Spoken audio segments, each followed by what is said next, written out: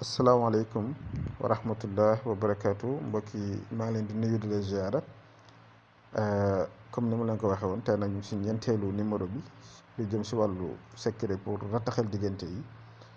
tey ñu ñëw indi leen benn secret bu am solo waaye nag li ma leen di faral di fàttali mooy secret yi leen di jox nii yu dara moo tax ñu leen ko jox lu dul rek pour ngeen ne si jàmm yéen ak ki ngeen bëgganteel wala yéen ak seen ay frère wala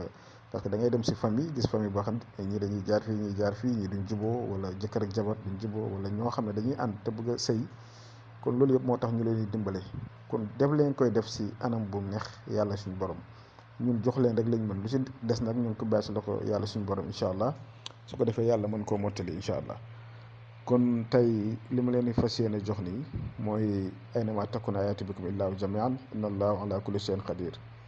boo amee jafe-jafe ak sa borom kër wala sa jabar wala ki ngay bëgganteel wala sa xarit wala sa ku mënti doon nga bëgg juboo seen diggante neex bi mel ni mburu ak lem incha allahu rabbi lii ngay def da ngay ut ñetti këyit bu nekk nga bind fa aynama takun ayaati bikum illaahu jamian inna allahu ala kulli shay'in qadir nga yaatal miim yi fooy bu nekk da nga fay bind nga yaatal miim yi mais si biir miim yi nag yow sa tur du si dugg tur ki nga bëgg rek moo fay dugg turam ak turu yaayam am na ñu may laaj naan ndax turu yaayam bu si bokkul dana baax turu yaayam da see war a bokk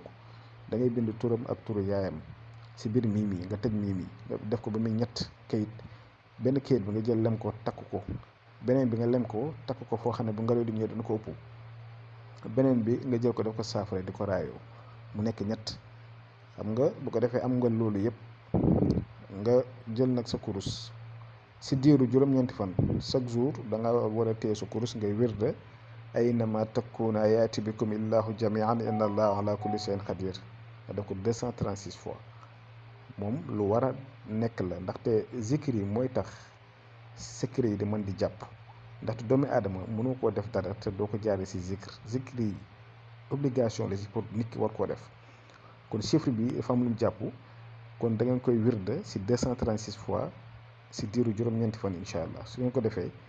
da ngeen si gis lu kawe seen jot ndaxte lii yàgg naa ko liggéeyal sax ñoo xam ne dañoo am ay jafe-jafe alhamdulilah ndaxte lépp nag yàlla moo koy mottali yàlla mooy mottali lépp ko yal na yàlla mottali lépp lu ngeen fi def bu neexee yàlla suñu borom kon ñu ngi yem fii ba suba jàmm incha allah asalaamaaleykum wa rahmatullah wa barakaatu.